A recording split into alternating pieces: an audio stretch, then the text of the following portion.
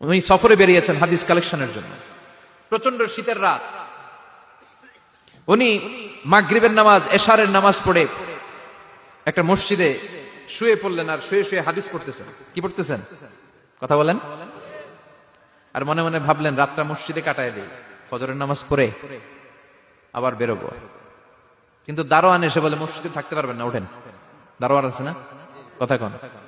আহমদ ইবনে হাম্বল বললেন, আমি শুধু রাতটা থাকতে চাই, আমি তো ফজরেরও মুসল্লি, ফজর নামাজ পড়বো তো এই মসজিদে, আমার থাকতে দাও। দারোয়ান তো দেয় না, কেনা মসজিদে থাকার জায়গা না, যান মিয়া।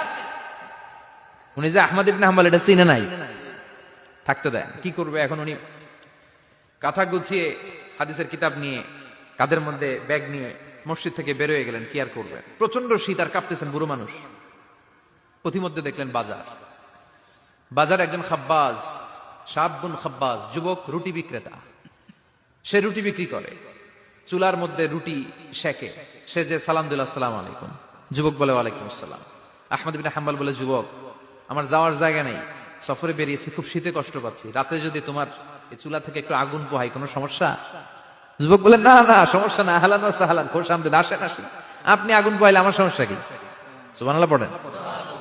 আল্লাহ শুকরিয়া করে উনি বসলেন আর আগুন পোহাচ্ছেন। আর খেয়াল করলেন যুবক রুটি বানায় আর পরে আস্তাগফিরুল্লাহ, রুটির দলা বানায় পরে আস্তাগফিরুল্লাহ, খামির বানায় আর পরে আস্তাগফিরুল্লাহ, রুটি নিয়ে উনুনের ভিতরে চুলার ভিতরে সেকা দেয় আর পরে আস্তাগফিরুল্লাহ। দোকানদারের কাছে কেউ আসলেই সে রুটি দেয় আর পরে আস্তাগফিরুল্লাহ। ক্রেতার কাছ থেকে টাকা নিয়ে ক্যাশ বক্সে রাখে আর কি পড়ে? আবার রুটি বানানো শুরু করে আর কি পড়ে? খালি এইটাই পড়তেছে। ইমাম আহমদ ইবনে হাম্বল তো অবাক, কিরে এটা আবার কেমন যুবক, খালি আস্তাগফিরুল্লাহ। উনি প্রশ্ন করলেন, যুবক ঘটনা কি? আসার পর থেকেই তোমার দেখতেছি তুমি রুটি বানাও, রুটি বিক্রি করো আর পড়ো আস্তাগফিরুল্লাহ, মালাকা ইয়া শাবাব। যুবক বলে, আস্তাগফিরুল্লাহ আমার সবচেয়ে বেশি পছন্দের আমল, আমি সব সময় আঠার মতো ইস্তেগফারের সাথে লেগে থাকি আর সব সময় পড়তে থাকি আস্তাগফিরুল্লাহ, আর এর বদৌলতে আল্লাহ আমারে মুস্তাজাবুদ দাওয়া বানিয়ে দিয়েছে। আহমদ ইবনে হাম্বল তো অবাক, আনতা মুস্তাজাবুদ দাওয়া, তুমি মুস্তাজাবুদ দাওয়া রুটিওয়ালা? আমি এত বছর হাদিস পড়াই, আমি তো মুস্তাজাবুদ দাওয়া না, আর তুমি রুটি বেচো বাজারে, তুমি মুস্তাজাবুদ দাওয়া, তুমি দোয়া করলে সব কবুল হয়ে যায়? যুবক বলে, না আনা মুস্তাজাবুদ দাওয়া, আমি আমার জীবনে যত দোয়া করেছি কবুল করে নিয়েছে কে? সব দোয়া কবুল করে নিয়েছে আল্লাহ, একটা দোয়া ছাড়া। কয়টা? আহমদ ইবনে হাম্বলের কৌতূহল, কিউরিসিটি আরো বেড়ে গেল। কি? সব দোয়া কবুল হয়েছে একটা দোয়া ছাড়া? মাযালিকা দুআ ইয়া শাব, কি সেই দোয়া? যুবক এবার বলতে শুরু করলো, আমার জীবনে যে দোয়াটা আল্লাহ কবুল করে নাই সেটা হচ্ছে, আমি আল্লাহর কাছে অনেক চেয়েছি, অনেক দোয়া করেছি, যে আল্লাহ শুনেছি এই জামানার সবচেয়ে বড় মুহাদ্দিস, তার নাম নাকি ইমাম আহমদ ইবনে হাম্বল।